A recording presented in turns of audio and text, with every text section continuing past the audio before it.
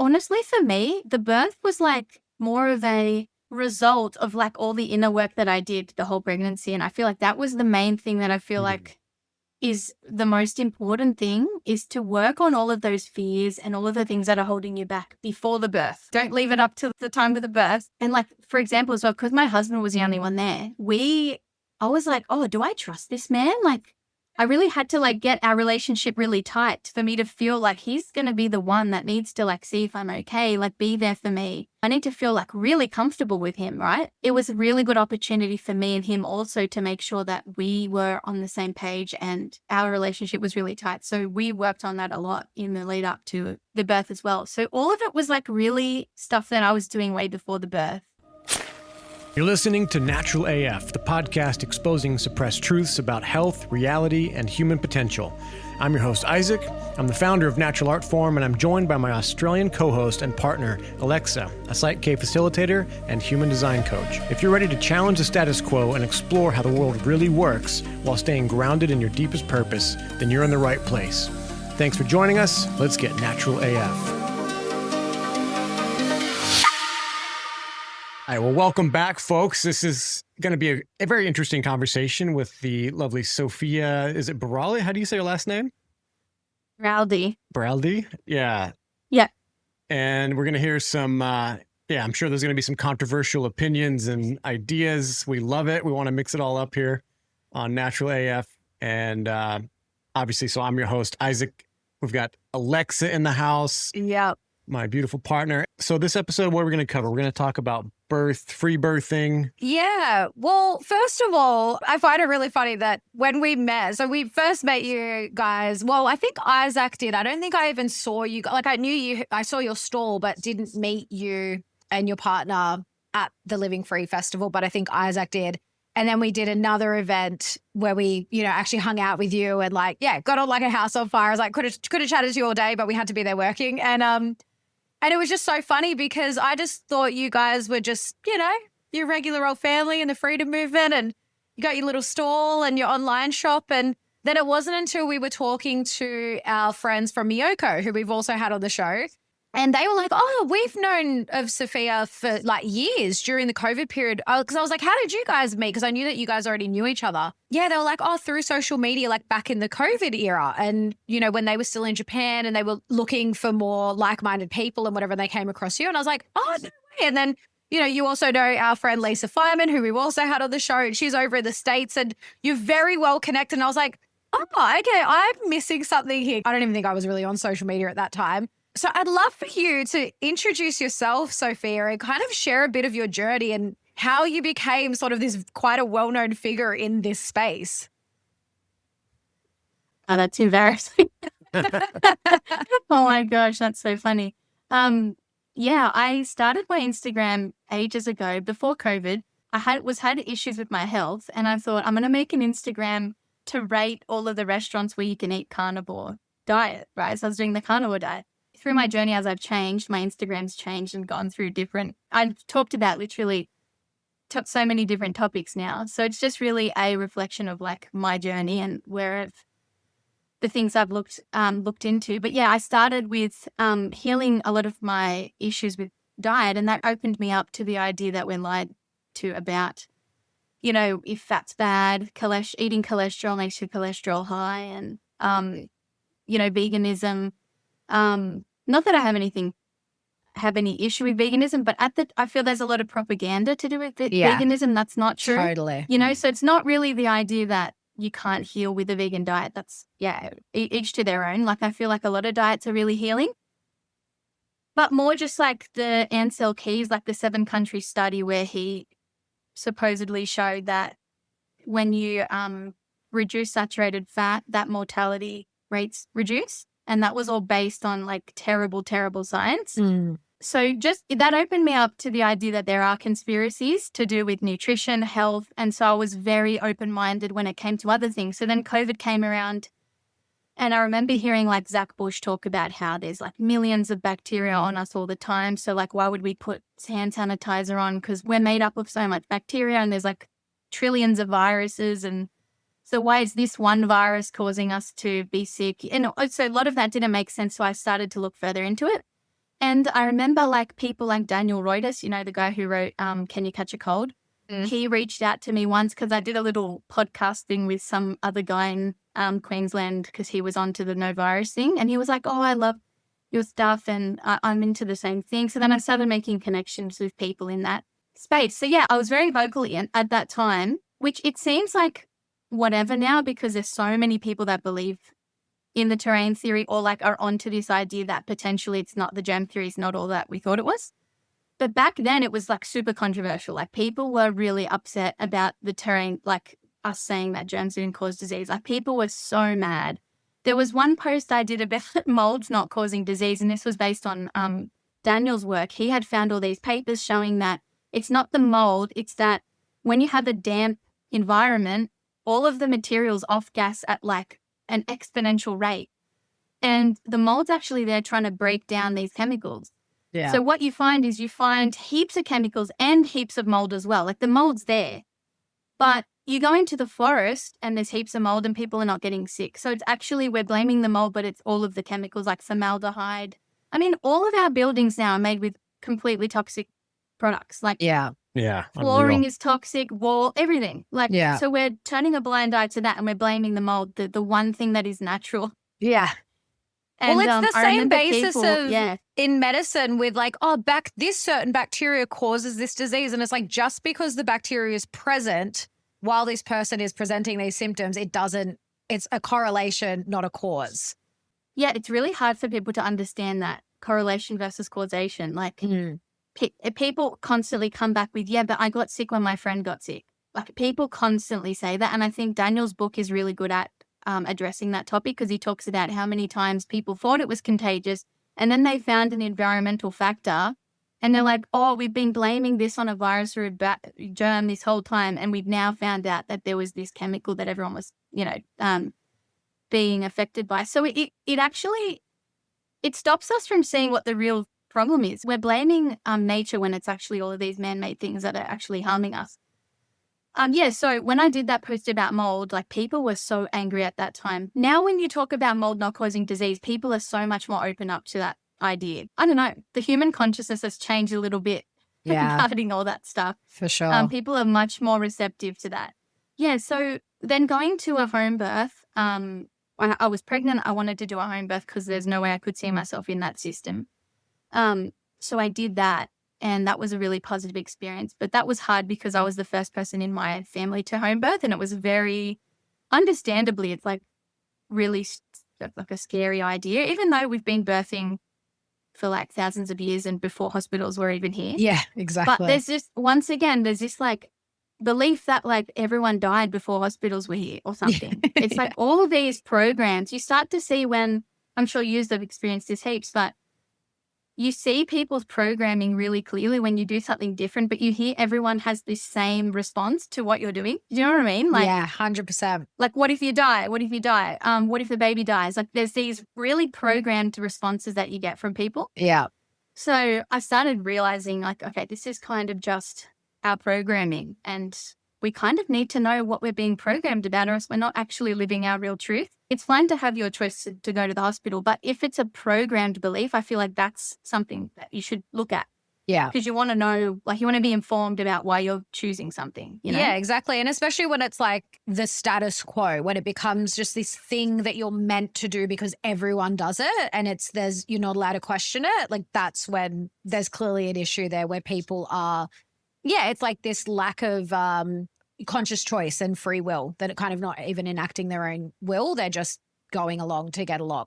For sure, yeah. So then I started looking into free birth for my second birth.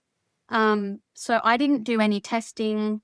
I had a really, really bad sickness in that birth. Like, I couldn't get out of bed for months. It was pretty scary for me because I'm so, into health, and I thought I had it all figured out, and like, you got to eat this and eat beef liver and you got to have your eggs and like all this stuff. And like, I could eat nothing in my pregnancy. So everything that I thought just went out the window, and I was really humbled because I was like, I've just got to trust this process. Like, I can't eat anything, but I'm just going to I don't think that me going to the hospital is going to help this, or me entrusting in somebody else that I don't really, align with. So it was a huge lesson for me to just trust my body, even though I felt that it was doing the wrong thing. Anyway, so yeah, I went along with that process and still went ahead with my plans to just birth on by myself and my husband. And before the birth, I saw heaps of people having twin-free births. So they would go to give birth, they hadn't had scans, and then they would end up having twins. And so the week before I gave birth to my twin, I was like, oh, Chris, wouldn't it be nice if it was twins? Because then it would make sense why I was so sick. So I was still kind of a little bit like pissed off. I was still a bit pissed off. Like, why this doesn't make sense to me? And like, I'm so sick. Like, this is not fair kind of thing. Like, woe is me, victim mode. Like, and it's so funny in hindsight. So, I go to have the baby. I'm in the birth pool. The first baby comes out.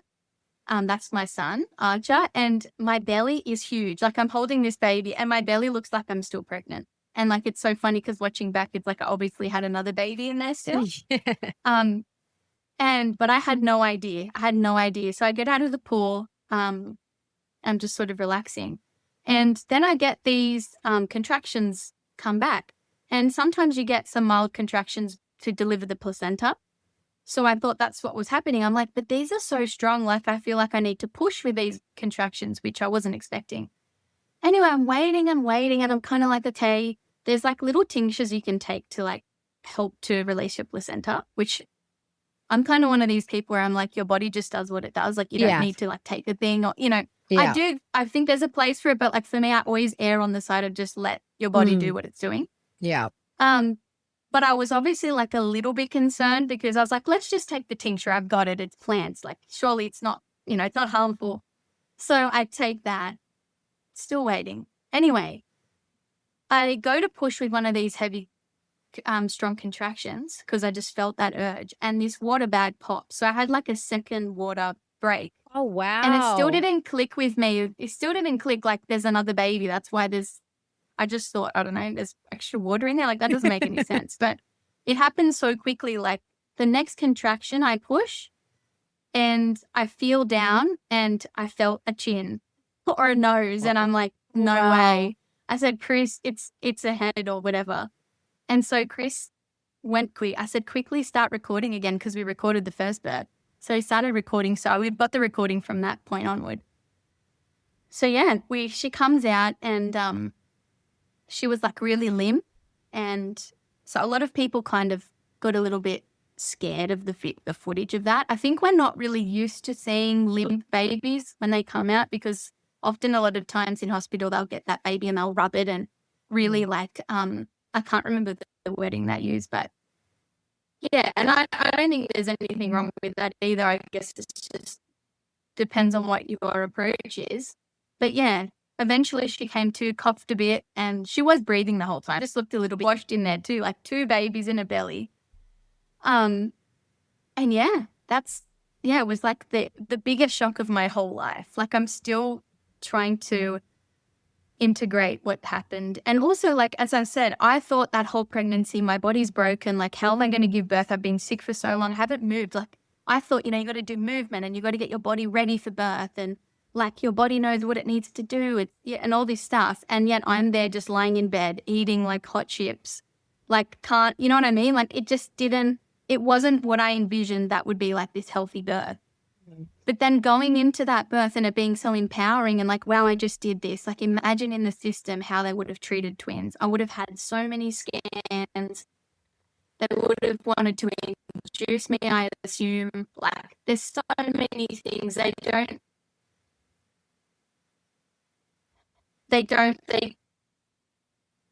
sometimes don't let you have like a lot of time in between the two twins. They get a bit stressed. Like, when you birth the first twin, there's a lot of pressure then for the second twin to come out because it's like, we need to get this twin out. So I had none of that. And also I had because I didn't know it was twins, I had stress of like, gosh, I'm going to have twins. What am I going to do? How am I going to sleep with them? How am I going to breastfeed? Like, all this stuff. And it is helpful to know, like, but for me personally, I was just this divine, like, it just happened. And it's an extra baby. And now we're just so elated that how amazing this is that happened. It was such a nice entrance into being twin parents. Yeah, I love that. Amazing story. And I can just imagine, I don't know, so just to go back and clarify, was this your first birth experience or did you have children before? So I had a home birth with my daughter with a private midwife. Right. I was going to ask if you had any assistance with that one. So it was probably the most hands-off sort of experience with a midwife. My midwife was really beautiful and like very very happy to do sort of what I wanted to do. Like I didn't want to do any testing or I just wanted to be really hands-off. Like in my birth, sometimes they check to see like internal examinations. Like I didn't do any of that. It was just all in my own timing. Like it was very, very hands-off. So yeah, I did have a home. So I had a good experience of birthing at home before that. So I did have that. I feel like it is sometimes difficult for women because we're so programmed with birth, like all of the movies we watch, we hear all these terrible birth stories about the hospital, like people having horrible experiences. And we don't see natural birth. So sometimes it can be really hard to have a home birth or a free birth because you've got no idea. We've got no wisdom from like elders to like tell us this is what it's like, or you know what I mean? So it's kind of understandable that people are kind of hesitant to have a home birth or a free birth. Yeah. Because you don't want to feel like you're alone or you have no idea what you're doing. That's not a good space to be in. So yeah, there is a lot of obviously research that we did and listening to heaps of free birth stories and home birth stories and things like that we did to prepare. Sorry about that. The battery was dying on me. Yeah. Well, and I've said this so many times on this show that, it's 100% because it's definitely like I can just think of almost every scene I've ever seen in a movie of birth. It's this very dramatic, like, oh my God, I'm in pain, get this thing. I mean, it's really like so disconnected, I think, from the way we're meant to birth. And I'm not saying that, I mean, because I've also heard it spoken about, and I do agree that there is something about birth that is traumatic. Like, think about it. This soul's coming into a body and then it's literally being birthed out of another body. Like, that is a traumatic experience, but it doesn't have to be like a big T trauma, like you're screwed for the rest of your life kind of thing. It's like, it's just a part of the cycle of life.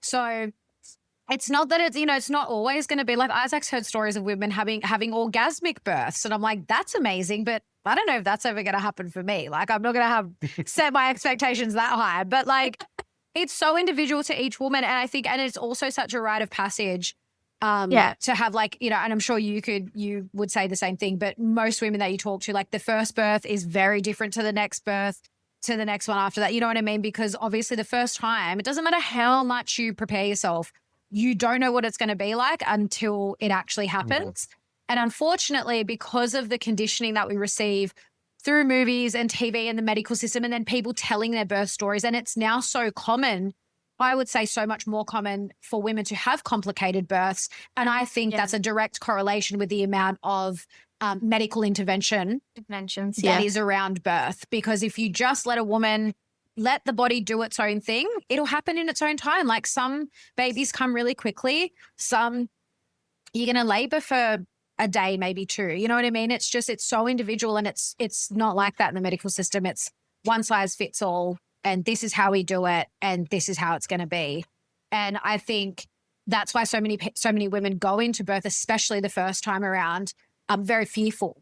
And I again, I've spoken about this, I feel like, so many times on our show, and just in general, is like, when you think about the birthing process, if you're in fear contracts everything. So of course you're going to have a long labor and like it's going to take forever, because if you're fearful of the process, or like being in that setting, or because the doctors are telling you. And I think that's another thing too, is that I've heard stories of women that are quite comfortable at first, but they're not until they're in that medical setting that it gets really stressful, because you've got all these people around you and they're telling you these things, and we're going to have to induce you and this and that. And it just really, I think, takes the power away from the woman. But it's so nice to see that. I think there's definitely a shift happening because more and more women are turning to home births, free births, and more women are talking about it. So it's so amazing that you share your story because, man, to have twins with absolutely no knowledge of that prior is like, that's no mean feat. Like, I take my hat off to you. It's funny because I feel like it was just my path. Like sometimes I just think it's special that I was chosen to be a twin mom because I wasn't expecting that. I feel like birth was never really my thing in a way. Like I loved it, but I had a few struggles with my home birth with Jeannie. Like I felt that I didn't really step into my self responsibility. Like I know that I chose I chose not to have ultrasounds and all this stuff, but when it came to the actual birth, I felt really scared. Yeah. And I contracted. I was like, I don't want this feeling. I don't like it. I don't like it. I don't feel safe.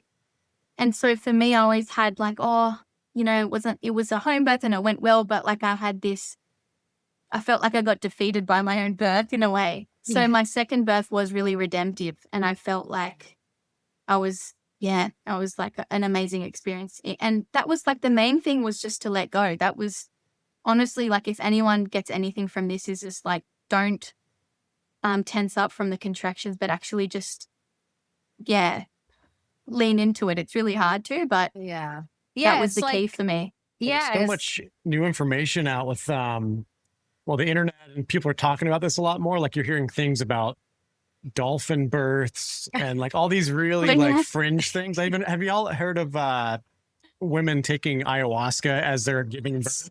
No, I've never heard of that. Yeah. I don't know what the dosage is. I can't imagine it's like a full dose. Yeah. But they're in the jungle. I think it's a tribal thing. Maybe that's when you birth the next, what is that character, the Messiah from Dune, you know?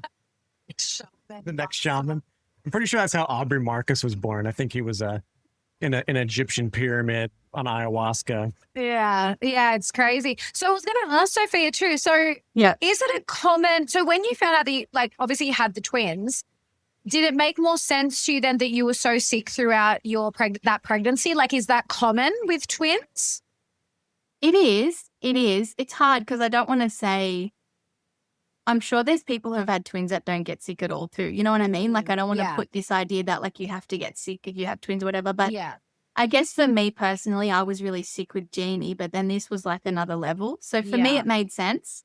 But I really don't want to condition myself to think that next time I'm going to get sick as well. Like I would love to have a really easeful pregnancy. If that's for me, I would really appreciate that.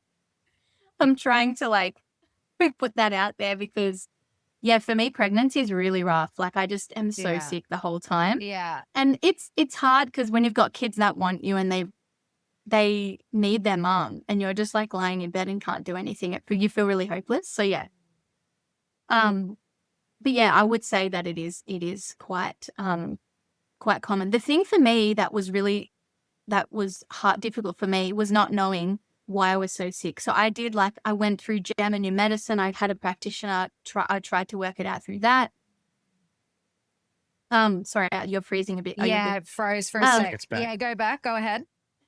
So I went through the JAM and new medicine lens. I'm like, is it traditional Chinese medicine? I was like eating congee and like miso. I was, what else did I do? Basically, I tried to, I was like, I need to work out why I'm so sick. And so for me, it was, I still really don't know if anyone has the answer about why people get pregnancy sickness. There's so many different theories about it. And maybe everyone's different on like the cause.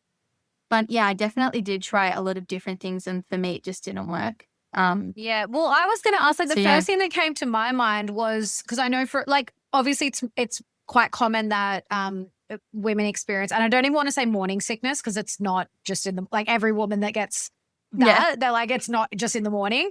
But it's a lot more common in the first trimester.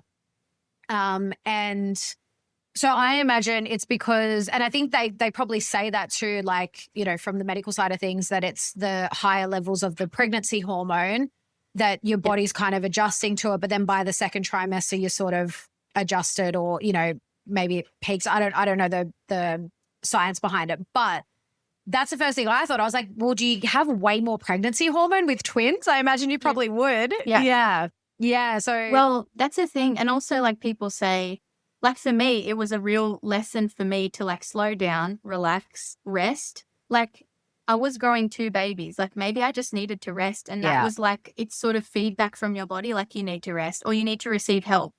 Because with twins, you have to you have to be able to receive and accept help. And I'm not the type of person that accepts help. yeah. So that was like, it broke me down to a level where I was like, I actually need to receive and accept help. And so for me, I did see it that it really taught me so much. Like, I learned a lot through that process, even though I really hate to say that because I did have a horrible time.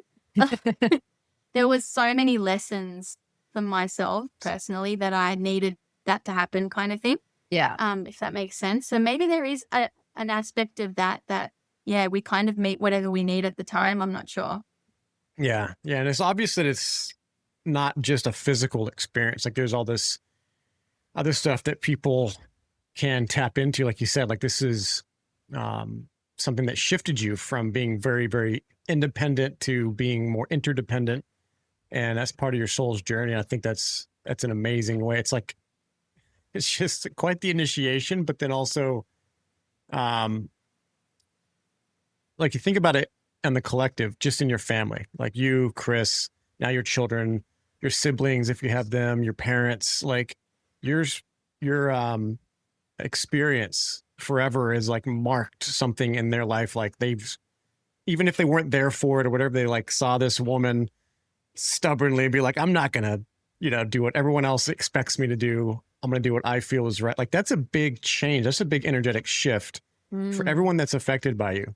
And then, of course, all the people that see you or hear this interview and all that. So it's very powerful stuff. And it's very, you could almost call it like very potent medicine for the soul for people. So. And actually, I'd love to know, Sophia, like, how did your family, like, what was sort of the reaction or response from them in terms of you wanting to do things differently? Because obviously, some, especially family, because it always comes from a place of love with family. Like, they just want the best for you. They don't want you to suffer. But again, unfortunately, they're very conditioned to believe that, well, if you don't go the medical route, like, it's dangerous or whatever. Or irresponsible. Yeah. Like, it's kind of flipped. It's just so weird. So were they sort of on that end of the spectrum, or were they kind of more accepting of your choices? That's such a good question. I in the more recent years, I've started to realize that, like, all of the triggers and all of the things that I believe are like my own issues and my own problems. So a lot of the times I do like to project. Like, in the past, I've learned that I project things onto people. But with this pregnancy, I really tried to just focus on staying on my own page and, like, what am I feeling about this and what am I, just try not to worry about what other people are thinking and doing, because they're just doing what they believe is right. And as you said, honestly, a lot of the times when I would get questions and comments, it was actually in love. And you know what the funniest one is, that my family was like, Sophia, have you measured yourself? You have twins. And I could have been so upset. And I was a little bit, like, I was thinking, oh, as if they know more than me, like, I'm the mum, things like that. But I did know, like, deep down, I knew they wanted the best for me and they were just really wanting me to make sure that everything was going well. But see, like, in hindsight, they were right. So that's why it's really good to, like, be aware of your triggers. And that's what I do now with women. Like, I'm starting to do a lot of women's circles and things, because I think in pregnancy, a lot of these like loops or like triggers that we have get really amplified, and you get really sensitive and you start to think, oh, that person think, oh, if they just believed in me, everything would go well. It's because that person, all this stuff. And, like, ultimately at the end of the day, the only thing we can do is control what we do. We can't control other people's thoughts or what they think. And I think a really good reminder is that people are ultimately, they do want the best for us, especially our family. They just may come from a different place. And how many times have we personally changed our opinion on things? Yeah. Like, if I went back 2 years ago, there's so many things that I do now that I would have been like, oh, that's not right or whatever. So I think that's kind of humbled me in realizing that everyone's on their own journey, and that's exactly what they need. And to not take those things in, to just not take them too much to heart. Yeah. Yeah. And I think like, like you said, like, I hope I have a really easeful pregnancy, someday. But, we had our friend Leah Telapia on not long after she experienced a miscarriage, and she shared her story. And, again, she works in that space. She works with mothers and, and we said, and that's just what came to mind now with you talking. You're like, I don't know why it was so hard for me or whatever, but I sometimes feel like, I mean, there's so many layers to it because like you said, like you learnt so much throughout, each of your pregnancies and childbirths and, there were lessons that you got out of it. But I also think there is this element, especially this time we're going through now, of the experiences I think that sometimes we're handed in life are so that we can share it with others and so that others feel not alone. And we all do that in different ways, you know what I mean? Because we all have these very different experiences. And so I can only imagine now, like if you're doing women's circles and stuff, like how valuable that can be. You as a person and your experience can be such a valuable resource for someone else or for other women, so that if they experience that, like they have someone to go to just, even if it's just that they don't feel so alone, because it's not necessarily about having all the answers and, because that's what the medical system wants to like test you for everything and tell you why and tell you exactly what it is. And it doesn't even have to be about that. Like sometimes it's just about not feeling so alone and having that sense of community around you, especially during such a beautiful time and sensitive time. And like whether it's, easy or not, it's still such a sacred time for a woman to go through. Yeah, for sure. Yeah, and that's why my focus now is, I mean, I'm still really into the germ theory and stuff because that's always just been, I really just love that topic. And but now I've kind of like incorporated that into supporting women because I feel like a lot of the time on Instagram, I was just kind of yelling at people and this is wrong, this is wrong. And it's helpful, but like I've just come into a lot more softness like more recently because I'm like, whenever somebody's like really soft and gentle and understanding with me, that's when I actually find that I'm feeling the safest and that's where I can actually blossom. Yeah. And so I've kind of transferred my energy into actually supporting women, helping them with whatever journey that they feel that they are in. But yeah, there is not a lot of, there is people now that are into this sort of free birth movement, anti-germ theory movement. But yeah, just being there for people who feel that they are not fitting anywhere else and they just want somebody else, like you're saying, like somebody to talk to be, because like ancestrally you'd be sitting with women all the time. You'd be hearing their stories. You might have some of these women's at your birth. These women at your birth, they'd be supporting you postpartum. So we've kind of lost that whole thing.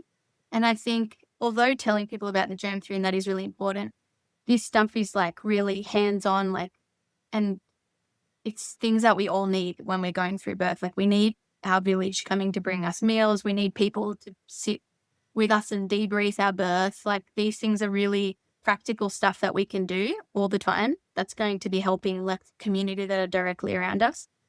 So yeah, that's where I'm kind of finding my purpose at the moment. And I do find that all the other things that I've done have kind of led me up to this point. And the twins birth really, as I said before, like I never was really into birth. It wasn't like the main thing that I focused on, but that really it paved the path for me because I had such an insane birth experience. I'm like, well, I guess there is something for me to talk about and for me to, potentially help people or, share my birth story because I feel like it is an important birth story to share, that people can feel that they can have twins at home potentially if they wanted to, or they can say no to some of the scans if that's what they feel. Like I'm not really big into telling people like don't do this or don't like fear mongering them from the hospital, but like if you don't want to do that, you don't have to do it. And here's the ways you can do that. It's really up to the individual, but just not being directed by fear, but as we said before, like informed consent, like knowing what this is all about and whether you want to participate in it. And if you don't want to participate in it, like I'm here to support you. There are people that are there to support you and that have done the same things. I love that. That's like, I was just thinking that the phrase, my body, my choice just popped into my head. And they've perverted that and they've used it to like only mean abortion, right? Only ending something, disrupting your God-given path, like this blessing, this like calling you up into a higher self. And it's like, I'm so excited for women to hear this message and to think about this and be open to exploring more. Like, what are you actually capable of? Because that's, to some people, that's like, I mean, that's like unlocking a superhero level of like trust and vulnerability coming through the other side of that. Like that's, yeah, I'm just fascinated by that. Yeah, it's so incredible. It's like way beyond just like no vitamin K and no eye goop. It's like no intervention whatsoever.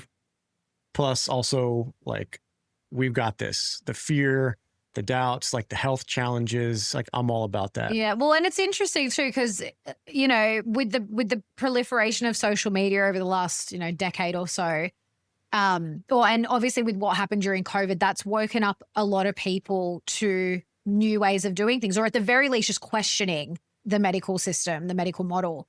But yeah, now with social media, I think it is like this rise in people just being able to share their story. Like anyone can get online now and share their story. And so I think it does open up a lot of possibility for people now, or for women to be like, oh, I've never even considered that, but like women are actually doing that. And so, yeah, I can definitely say, and there's a huge rise. I mean, now I don't know about here in Australia, but you know, they've created birthing centers, which are kind of like the middleman between hospital, fully medicalized birth and home birth. So for women that aren't quite comfortable with the home birth, but don't want to do the hospital thing, and they're given a little bit more autonomy, and, you know, they can be supported by midwives and stuff. And I think that's great, because it's not for everyone to go from literally one extreme to the other. And to go from, and some women have done that as well, where they've done a hospital birth for their first childbirth and then decided, no, I'm just going to do a home birth. I've actually got someone in my family who had an accidental home birth because the baby just came so quick that she was like, I think they called the ambulance and they just like talked them through everything. And yes, she gave birth to her second daughter in her bathroom shower. And like, I was just like, amazing. Yeah. And she just like, you know, when she told the story, it was beautiful actually. Cause yeah, she wasn't fearful. She was just like, oh, I've done this before, like baby's coming, you know, whatever. So yeah, I think it really is all about, like you said, it's choice. It's giving that choice back to women. Yeah, so cool. Oh, and just so our listeners know, if you're hearing any noises in the background, we have some plumbers out back installing some stuff. So it's all happening here. We're just rolling with it. Yeah, but I actually wanted to ask you one more question before we move on from this topic. But I have to ask, because it was something you posted recently, and I was like, man, she's got some big kahunas, because I don't think I could ever post something like that of myself. But cojones or kahunas? Oh, no, what was it? I don't know how it's said. But you posted the video of you birthing your placenta. Oh yeah, okay. Yeah, and I was just like I just had to ask you. I was like what was it in you that was like, yeah, I'm going to post this? And because obviously there's a message behind it. Because you were talking about. Because I just saw that and I was like, there's no way that I could post something like that of myself. However, I have seen videos like that on Instagram, and it's actually wild. Like, because I've seen like birthing videos on Instagram, which I didn't think was. I thought they would censor stuff like that, but they don't. But I'm also kind of grateful that I've seen videos like that, because again, you're actually seeing people in their homes just giving birth naturally, and you're just like, oh, that's how you do it. Because again, most of the visuals we see of birth are hospitalized births. So yeah, I just had to ask you, like, how did you get the balls to post a video like that? Well, it's funny because I guess I still have a lot of conditioning around that as well. Like even breastfeeding, I can find that sometimes in me it will come up like, oh, you know, I'm getting my boobs out. And I just come back to being like, well, my babies need breast milk. This is what they need. And like, that's their food source. And I just try not to sexualize it, because I'm like, this is their food. And I find that is really hard, because we have sexualized everything so much. But I guess for the birth video, it was obviously intimidating at first. And I thought, oh, this is a bit much, because I'm showing my body and whatnot. I guess the reason I felt it was so important, because I'm not usually that type of person that would just, show that much skin. But because I had watched so many birth videos myself and I felt how much value I got out of it. And that was kind of one of the reasons why I was able to free birth, is because I saw so many births and, what happened. I felt that I kind of had to do it because I'm like, there's so much value in seeing like what actually happens in a real birth like that. So yeah, although it is very, I do cringe when I think, oh my gosh, my dad probably like absolutely hates that. And like, I get that. And Yeah. I totally I get where he's coming from too. Like, I can imagine if I was him, I'd be like, face palm, like, please don't post that. But then It's in like, the these same goddamn sense, hippies, they're ruining the I internet. know, totally. And I see him there, but yeah, I just kind of couldn't not do it because I felt that it would be so helpful for people to see what an actual, at home free birth with twins would look like. Yeah. And what did you do with your placenta? Because my sister-in-law just recently gave birth, and I'm actually shocked. They let her, she was in a private hospital birthing suite. They actually they kept the placenta and let her take it home, which, some people they let you do that in a hospital, but because it's becoming so much more common now that women want to, keep the placenta. And my mum's learning homeopathy, and she just made a homeopathic remedy out of it, which I think is so beautiful. So, oh, wow. That's so did you cool. keep your placenta and do anything with it? Because it was such an intense time, like having 2 newborn twins, I just chucked my placenta.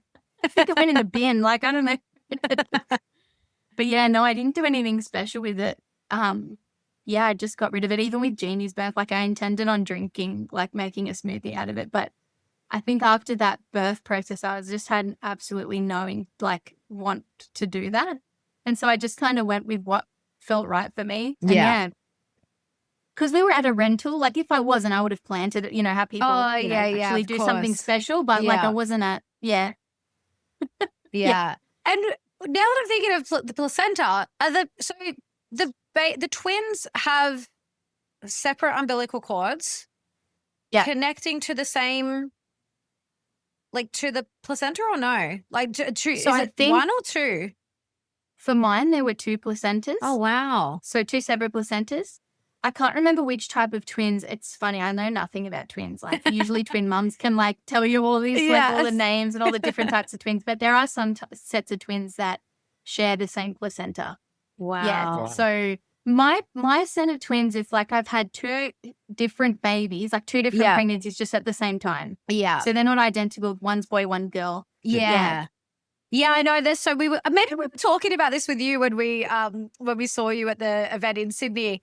When we were talking about there's so many different types of twins. So there can be I think is it 1 sperm or 2 sperms in the same egg, and then it splits or something. And then there's 2 eggs separately fertilized, which is probably what happened with you, right? Yeah. And then they're just it's so wild. I've often joked with Isaac. Well, I'm only half joking, but I'm like, man, I don't think I've got twins that, because they say genetically you've got a genetic predisposition if there's twins in your family. I'm like, I don't think I've got twins in my family, but how cool would it be? Because you get 2 for 1, 2 for 1 pregnancy, 1 birth. I'm like, that'd be pretty cool so that we can just have more kids with less pregnancies. Yeah. It is it's so beautiful watching them grow up together. It's really cute and sweet. They've never been lonely or you know what I mean? They've got a little best friend all the time. So it is such a unique and beautiful experience. And when I often now ask twins, what was your experience of being a twin? And they just love having a twin. Yeah. It's such a common thing. Twins love their other twin. I don't know, maybe there's heaps of twins that don't, but in my experience, it's just they find that it's really fun and awesome. So yeah, it's a very unique experience. Yeah. It's just really hard because in this day and age, we don't have the village that we should have. So I can see why twins makes people so scared, because you need so much support with twins. And so because we really lack support, it is kind of, the idea of it is scary, but if you can have a ton of support, then it's a great thing to do, I think. Not that we get to choose. Yeah. It just happens. So my last question on this before we shift gears is there one thing that you would recommend for a must-have comfort item while you're getting ready to give birth, and then one thing for in case an emergency? What's something you thought was indispensable? there is really nothing that you need in an emergency, I don't think. I can't think of anything specific. Our plan was like, if anything goes wrong or something we don't feel right about, we'll just call the ambulance or go to the hospital. So we didn't have anything necessarily for like an emergency specifically. Like we had tinctures and like, you know, I don't know what you need. What else did we have? Like a pool, birth pool and all those sorts of like normal things. A wet But cloth for your nothing forehead. like, yeah, all those little like just things to make you comfortable. Yeah. But nothing like, nothing's really for an emergency.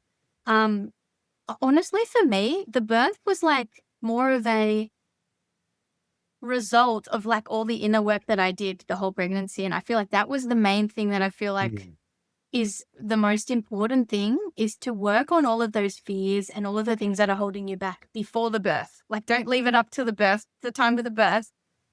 And like, for example, as well, because my husband was the only one there, I was like, oh, do I trust this man? Like, I really had to like get our relationship really tight for me to feel like he's going to be the one that needs to like see if I'm okay, like be there for me. I need to feel like really comfortable with him, right? So it was a really good opportunity for me and him also to make sure that we were on the same page and that our relationship was really tight. So we worked on that a lot in the lead up to the birth as well. So all of it was like really stuff that I was doing way before the birth.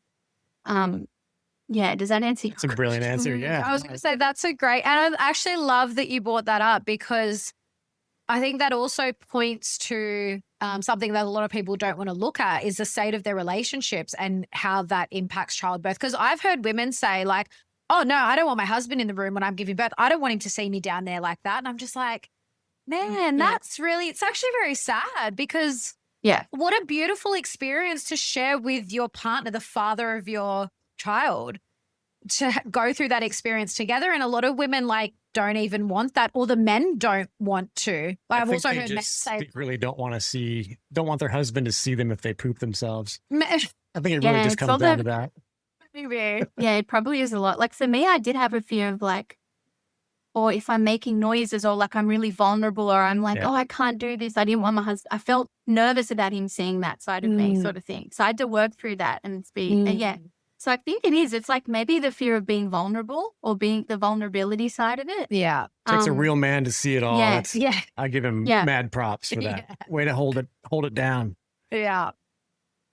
It's so cool. Yeah. Yeah. I'm just processing everything you just said about like, I think they just don't want to see him poop himself. But I'm like, my mum, It's going to cross their mind. It would me. During my birth, my mum peed in the doctor's eye. Like it went in his eye. That's hilarious. Yeah, it's just happens. That like, wasn't meant to happen. If it hit him in the eye, that's like symbolic. I'd be looking that up in like a shaman workbook or something. Birthing another human, like just you get a hall pass, right? Just whatever happens. Yeah. And you know, if you don't even want to talk about it again, fine. But you know, I think it's a beautiful experience for a part. Like obviously when I go through that experience, I definitely want Isaac there. And you know, and it's funny, like first baby I deliver. Yeah. I was loosely trained in labor and delivery, but like they just fill your head with all the, you know, if anything feels wrong, looks wrong, sounds wrong, like surgery. I'm like, nah. Yeah. Yeah. I will not be doing a C-section. I can guarantee you that. Yeah. I totally forgot what I was going to say because I don't know where we were going there. But anyway, well, and actually, because Isaac just mentioned your husband, Chris, and I'd actually love to know like how he's going because I know you guys just did a major shift last year when he left his job. And again, like good on you guys because as we have seen in the last 5 years, a lot of people are stepping out of the system, whether that's their work or the medical system or you know, welfare system, things like that, because we're finding a new way of doing things and becoming more self-sufficient. So where are you guys at now? And like, how's he going? And like, how's it been adjusting to life? You know, he obviously left his job. You had new twins and a lot going on. So yeah, please share. So I set up a little online store before the pregnancy of the twins. Yeah, before the pregnancy of the twins. So I was doing that just because I loved health and stuff like that. So I thought, how can I sort of make a little a business out of something that I actually love to do? And so yeah, we started that up, and then the twins came, and I'm like, you know, I always knew that eventually we wanted to homeschool and all this stuff. And to do that, I really feel like you need the whole family present. You can't be like one step in the system and like Chris working 5 days a week. And then I'm homeschooling all the kids, and like it's just a bit kind of, there needs to be flexibility and all that. So we always knew that there was something coming.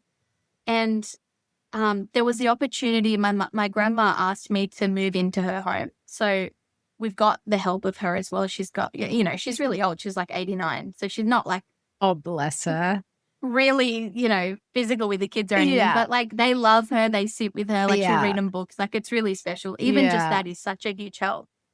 And so because we're living her, we were like, well, this is probably the best time for you to leave work, and we can like work on our own business. And so, yeah, we've been doing that. I mean, we chose literally the hardest time of having like little kids who are like so fully dependent on you. But as we've gotten through like the more difficult stages, and now they're getting a little bit better at like playing and like keeping themselves busy. Yeah, we're really excited. Like I'm obviously stepping into doing women's circles and working with women more. Then we've got the online business.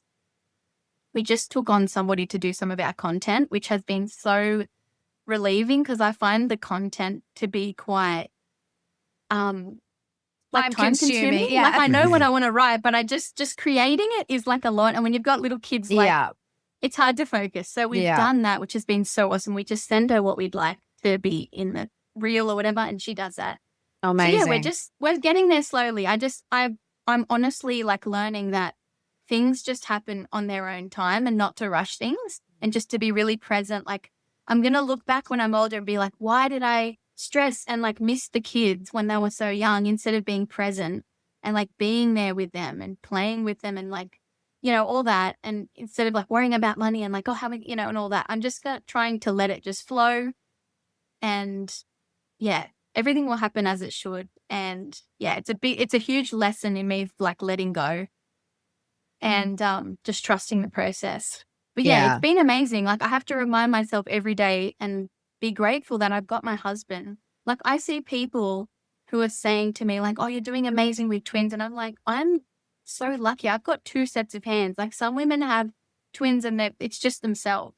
Yeah. And like it really does sometimes require 2 sets of hands with twins. And so I'm like incredibly grateful every single day that he was open enough to be like, okay, I'll quit my job. Because that was hard for him, because he wants to be like the provider, you know, and he wants to be like, so it would have felt a lot like he's kind of giving that away to be like a mum almost in the mother role.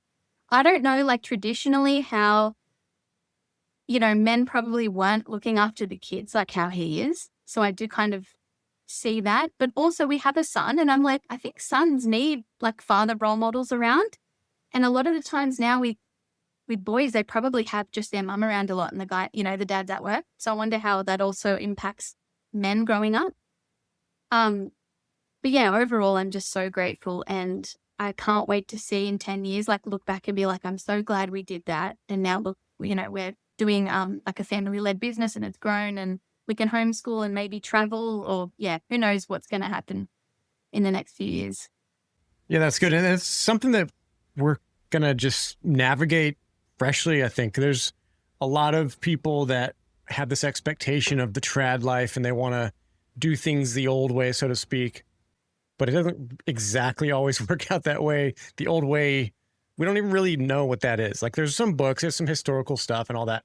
I'm not super impressed with how they raise kids back in the old way. Like the whole children are meant to be seen and not heard. And like there's a lot of that, predominantly mostly that in the West.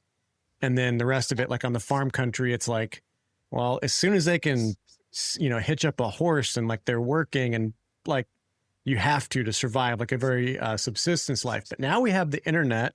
Now we can communicate. Now we can create information products and help other people and support them in online communities and things like that. So there's more options.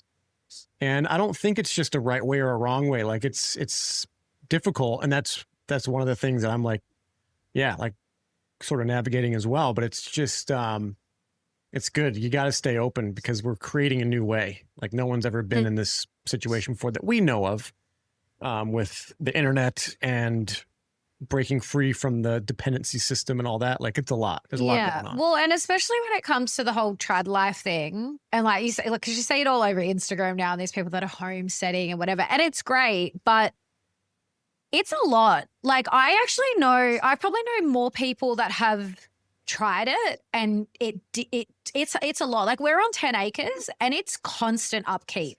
And like most of our property, like we've got a forest on our property and like most of our property is like we don't actually do anything on. But it's constant upkeep. And like we used to have chickens and like when you've got animals and you can't go away because someone's got to look after the animals. And I think people have done a pendulum swing, which is understandable. Like I feel like that's just part of the human condition in a way where we're like, well, this is wrong. Let's go over here to the other side. And it's like, there is a healthy middle, and I think it is very important for, couples and families to find what works for them. Like don't throw the baby out with the bathwater. Because sometimes like you do have to keep your job for a period of time, before even if you want to leave, or sometimes it just makes more sense that one parent just keeps working for the regular income for where they're currently at. Because it does take a huge leap of faith to change your lifestyle in such a big way. And like, I totally feel like, when you like were saying when Chris left his job, I mean, again, I can't even imagine having kids on top of that. But even for me, like leaving my job a couple of years back and like not having that steady income and like there's so much unknown when it comes to that. And I'm honestly so grateful, like since Isaac's come here and now we run that business together, I still kind of have to pinch myself sometimes where I'm like, I can't believe this is my life. Like I've spent the majority of my adult life, or even from adolescence, I was one of those people, as soon as I could get a job, I was working. And I've spent the majority of my adult life and, late teen years working for other people. And I was very good at it. You know what I mean? I was a very good employee and I was able to earn really good money. And so when you shift out of that, it's huge. Like I still feel like, a couple years in, I'm still feel like I'm integrating that because it just feels so foreign to me. But I'm so grateful that we are growing the business. And again, like it's heart-led, like we're doing something that is actually helping people. And there's just the level of fulfillment you get out of that is so different to the latter. Yeah, for sure. And like with the homeschooling and stuff as well, the kids seeing us do something that we love rather than, oh, I just do this, I go in, I do something I hate and I come out and I'm drained. Like we're normalizing that for them. That's what I didn't like about it. Is like I want them to have this idea that I can do something amazing with my life and I can do something that I really love doing and enjoy doing. And that's normal. It's not normal to like sit in a job that you don't love. Yeah. So that was also a huge part of me that it's for them really. Like they have really pushed us to do a lot of these things. So I'm really grateful for them doing that. Yeah, that's amazing. And what's your kind of, are you guys just going to kind of, in terms of like schooling them, so to speak, like are you, what do they call it now? Unschooling? Like, is it just kind of like free flow, see what they love, focus on that kind of thing? Because how old's Jeannie now? So she would be going into school probably next year. I think she turns 5. So she turns 5 this year. So I think next year she would go to school. That's so would be the latest. That's so funny because I honestly thought she was so much older because we met her down in Sydney. And for people listening, she's just so full of life and energy and like so beautiful the way that and it's interesting actually because we said this after we hung out with you guys for those few days. I was like, see, every time we meet kids that haven't been in the system at all, they don't go to daycare, they don't go to school, they just are so much more mature. They can she speaks to you like adults, like we're on the same level. Like she looks at you in the face and she could hold a conversation and like not shy at all, that girl. And I love it because it's such a clear indicator. Like for me, meeting kids like that, it's such a clear indicator that the schooling system is not for their benefit, like in so many ways. And I think that's the first thing is just human connection. Like I just find kids that are raised at home in a good family, they don't go through the schooling system. they're just a lot more well-adjusted. They're a lot more mature. They can have conversations with adults. And I just find they're like a lot more well-rounded. So yeah, I actually thought I was like, oh, maybe she's like 7 or 8. Cause like her personality, you'd think she's way older. She's so unique, that girl. She's amazing. Yeah, my problem with the schooling system, it's funny. It's like, of course, I don't want them learning all the stuff they teach. But for me, it's more like it's training them to not follow what they want to do, and they have to just do what they're telling them to do. That's more of the issue that I have with it. Is it's not the programming, but it's like this belief that I don't just do what I want. I have to do what someone else wants me to do. And I feel like that is just horrible. Not only that, but the competitiveness, like you've got to get this grade or that person's better at reading. And it's like, it's not to do with like you just being the best human that you can be anymore.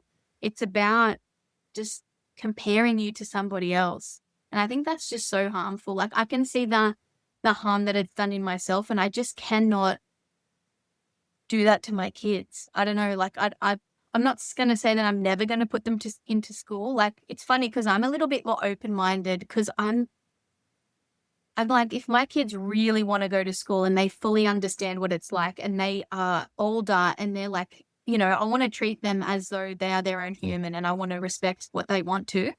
But my husband's like, they're not going to school. I don't care. I'm shocked. I'm like, really? But yeah, I guess that's another hard thing about being a parent is like, you've got to know when like they're on their own journey too. Yeah. Like how much have we strayed from probably what our parents would have, wanted or, whatever. But like we would think like that was our journey. We needed to go on that. And like, that's just, it's our choice, right? So I also do think about that as well. Is like, I ultimately like it's their life. And yeah, I'm just got to also play into what do they really want to do. I just don't really think my kids are going to want to go to school if they've never experienced it, but I'm open to being wrong about that. Life sometimes surprises you. Yeah, well, we know people that have homeschooled. I know a couple of families, they homeschooled their kids like through what the primary years would be. Yeah. And then they actually kind of gave them the option. Or I think in one particular case that I can remember, one of the kids, like when they got to like teenage years, really wanted to go to high school. Like they just really wanted to experience school. So they let them. And I don't think he lasted very long. I think he went and did a couple of years and then was like, no, this isn't all it's cracked up to be. But I think it is important to give children autonomy, like as much as possible, because obviously, you can't at young ages, they've still got to have boundaries. Like kids have to have boundaries. But, when they're old enough, or just even where you can, like in the younger years, like giving them the autonomy to choose certain things, because even with you, like I went through the schooling system and I was highly academic. Like I was super smart, very good at school, but I hated school. And now I look back and I'm like, well, no wonder, because on a very deep level, I just, I hated being fenced in all day. And I remember in high school, I used to see the cars go by or people walking by outside the fence. And I was like, oh, I just want to be able to do whatever I want and be one of those people. And I think it's funny. I think that's why I entered the workforce. So I wanted to work because, again, it gave me some autonomy around like I could earn my own money and like do what I wanted. And I think that is because it's so stripped away from you in the schooling system where everything's by a bell, everything's by someone else's schedule. Like you have to ask to go to the toilet. And so I think that's what we're going to see too with this sort of new generation of kids, especially in the freedom movement or space, whatever you want to call it, that are now being raised in this different way. I think we're going to see very different adults come out of it.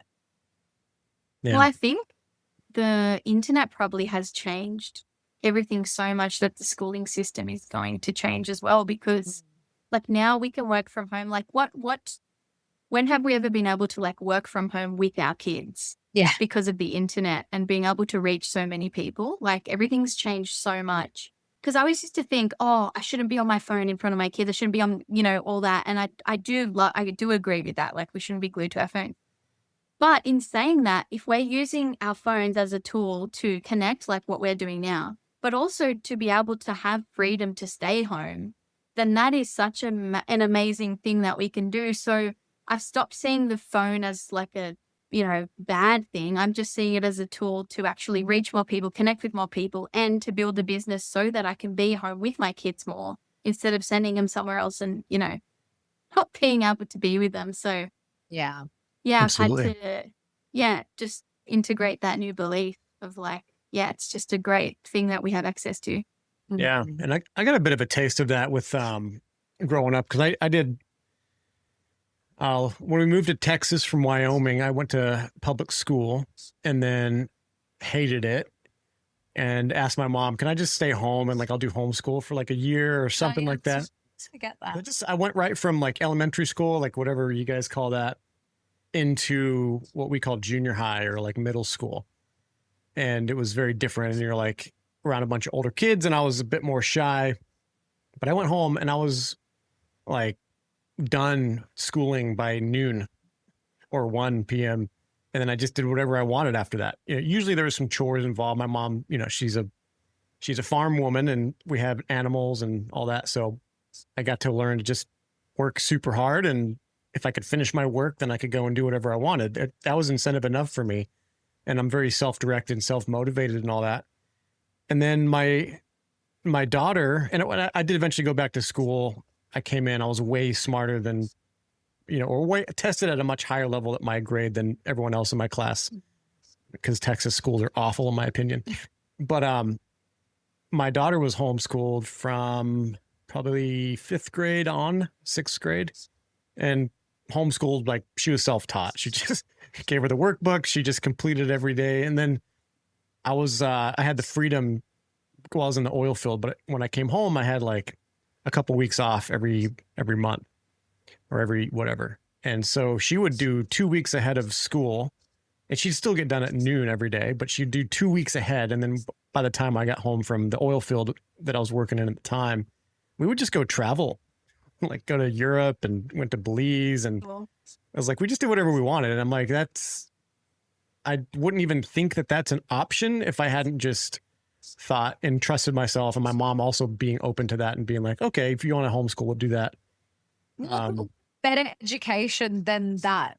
Like you get your schooling curriculum done, and then you're like traveling and learning different cultures and potentially learning different languages, or, and even like the housework and the chores and living on land. Cause like where we grew up was semi-rural, and but I think those skills are invaluable. And again, it teaches kids a sense of responsibility that we have to, we all have our part to play. If we're going to live here, we need to look after the land, and we've got to look after the house and do all these things. Which I think is what we see now with the generation that's sort of like the young adults now tend to be very entitled, we see in sort of modern society. And I think it's because they didn't really have that as much, very generally speaking. But and I just think, like, I look back to how we grew up, and my brother, our neighbor, used to run like hay bales because it was semi-rural, and there were farms around us and stuff. And my brother used to go with him because he used to say, come on, Luke, do you want to come and help me? And I'll pay you. I don't know what he paid him, like, I don't know, maybe $10, $15 for the ride, or maybe $50 for, 5 hours you'd go out with him, whatever. And so my brother's always been very, I guess I'd say entrepreneurial. Yeah. Cause he's always been like, oh, like I can make money doing this. And like, he's just always been like that. And it's funny because it's something I've really struggled with in the last year or so, is like, I've been doing a lot of business coaching and all this stuff. And I'm like, I said to Isaac recently, I'm like, I am not an entrepreneur. I'm just not, I don't have an entrepreneurial bone in my body where I'm like, there's a gap in the market, or I can make money doing this. It's just not. But now we're having this conversation, I actually think, again, it's like this, I've been conditioned out of whatever natural creativity I would have in that space. I think I've just been very conditioned out of that because, like I said, I was a very good employee. I was always really good at working for people, and, I was always very valued. I think that's the thing for me too. I've always felt a lot more valued working for other people. So that's something I'm kind of working through. But again, just bringing it back to, raising kids that way, I think it opens them up to so much more possibility and so many more opportunities. Yeah. Hey, Soph, are you, so you're kind of plugged into the bear community too, right? Yeah, I was in the past. I feel like I'm a bit slow with watching things and stuff now with the kids. I'm kind of, Yeah. Well, you know yeah, who Classical Learner is? Classical Learner Bear? yeah, I do. Yep. Yeah, I love that. I got the chance to, well, I emceed a couple of the Bear Fests and then introduced him on stage. And he did this amazing talk about homeschooling and what his homeschool group is doing and teaching entrepreneurialism and Oh, that's amazing. Oh, but also flowing from like their interests. Like if they want to make a lemonade stand, they're going to learn a little bit of sales and marketing and then product formulation and all that kind of stuff. So yeah, like it's really cool in the homeschool community that they're starting. And this is, I don't know how long he's been doing it. He seems like a really young guy, but he's been doing it for like maybe 10 years. wow. And they've got kids that are like 9 years old starting like legitimate businesses, like just That's amazing. like, oh, you want to do this? Well, let's go and figure out how to do it. And you don't have to go to school and like get a degree and all that stuff. You just are free You just do it. to try Yeah. and then fail and learn. And failure's not a bad thing in that environment. It's like very necessary. So yeah, there's sky's the Well, limit. it's not surprising to me because, I mean, how many hours did we spend at school doing pointless stuff? Yeah. Imagine if we were actually doing valuable things, Yeah. valuable, like, I mean, that's so many hours a week that we would have been able to learn something valuable. I just can't imagine it. That's why I'm so excited to raise my kids and just see what the possibilities are. Because yeah, just we haven't experienced anything like that. And it's almost like reliving our childhood again through them. Like, this is what I would have wanted, or like, this is what I envisage would be like the best way to bring up a child. So yeah, it's going to be really exciting. That's all. Yeah. I know. I say it all the time. I'm so excited to have kids and just do it differently and just do it. And I think also in that process, like you hear it all the time. It's a very common trope in, I think, most generations is that you learn a lot from your kids, right?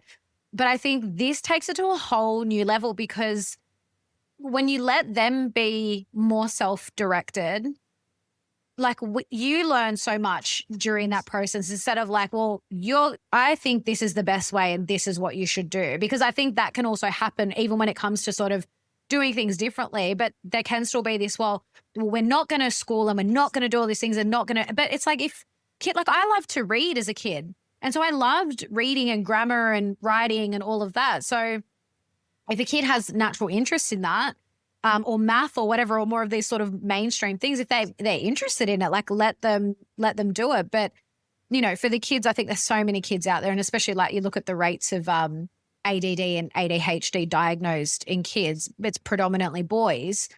Because like boys are so high energy. Like the last thing they want to be doing is sitting in a bloody classroom for, 4 to 6 hours a day, whatever it is, outside of the breaks. But yeah, and it's like they're being incorrectly diagnosed, in my opinion, with ADD and ADHD. And it's just like, yeah, because they've got lots of energy and they want to be outside playing and running around and, being kids, being boys. Yeah. Well, my belief is like that there really are no diseases. It's just us being separated from nature in some way. And each step you take away from how we should be living, that's when all of these diseases arise. Just from that separation. So yeah, I don't really like the labels either, because then I feel like you're naming it as this thing, this problem, and then we're looking at the wrong thing. So I just sort of see things so differently. But when I see these sorts of like kids being diagnosed with all of these things, I just think, well, their environment is obviously wrong and you just need to change that environment, and hopefully they will just come back into balance and everything will be fine. But you were a challenge in school. Were you public school raised? No, I was private Christian school. Private Christian So school. I was going to private say Christian school from kindergarten to year 12. Yeah. Oh, wow. Yeah, you're just such a free thinker, and you're just like, I don't think that's right. I'm going to do it this way. That's like, I can just imagine your teachers being like snapping the pencil. I think I was really, really annoying at school. Yeah, I really didn't like it. But I wasn't really much of a free thinker in that way. I don't think. Just it was more, it came out of when I was really sick, I guess. That was kind of the thing that really woke me up, I guess. It was very unintentional. Well, all this talk of children, I think we better let you go back to your little ones. Sophia, thank you so much for spending today with us and for this interview. Yeah, love the insights, loved hearing your experience. And please tell people all the things you've got going on. You've got this women's circle now and your online store. And yeah, please let everyone know where they can find you. Thank you, guys.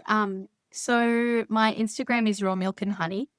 And I'm just trying to, I'm just starting to work with women who are pregnant, or if you're thinking about getting pregnant, or if you're in postpartum, I'm running some online women's circles.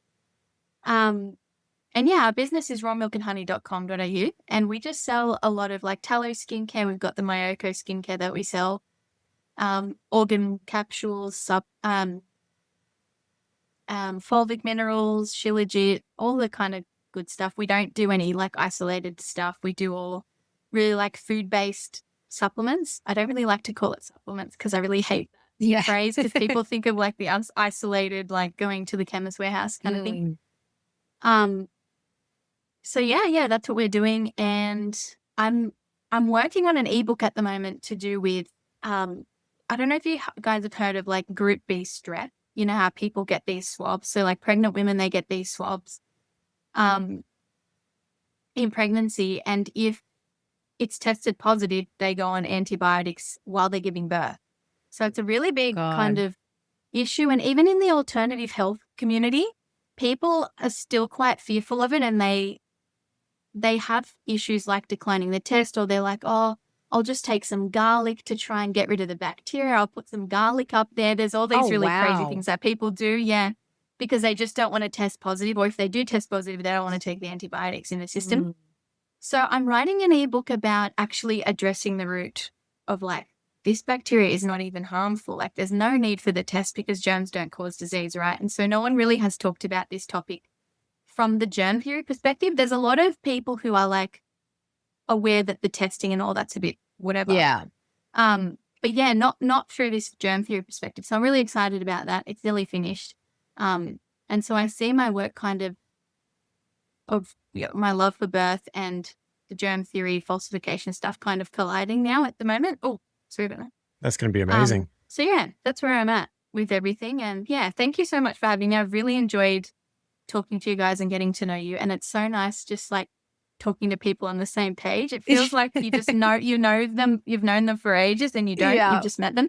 Yeah. So that's been really, really nice. So I really appreciate that. Awesome. It's a pleasure. I love getting to know you and Chris and your kids. And it'd be really cool to hang out again. We'll see if it happens at the next Elephant Festival. I know you guys got a lot on your hands, and that's a big thing. But if not there, somewhere else. But I love getting in touch with the community and staying plugged in and supporting each other. And I love watching your journey as well. So thanks for sharing that with us. Thank you. Thank you so much. Yeah.